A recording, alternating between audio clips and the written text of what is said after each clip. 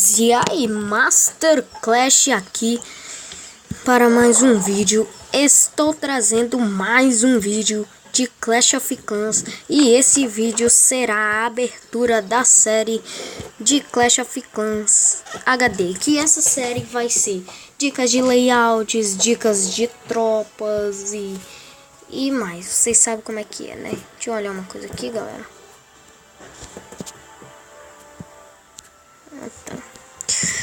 É isso aí. Então, vocês que querem entrar aqui, ó, entrem no clã.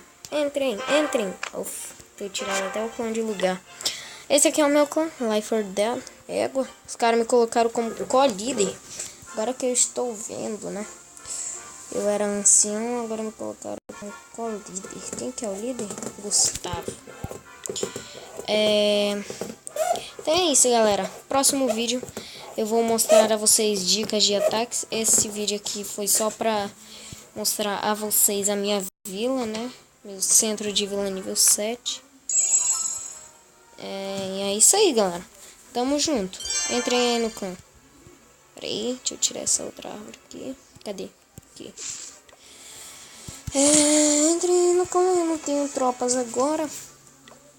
Eu já vou até deixando umas tropas treinarem aqui para o meu próximo vídeo, que vai ser lançado ainda hoje. Beleza? Então é isso, galera. Esse vídeo foi rápido, só para mostrar mesmo essas tropas. E até a próxima, galera. Fui! Não se esquece de se inscrever no canal e até o próximo vídeo. Falou, galera!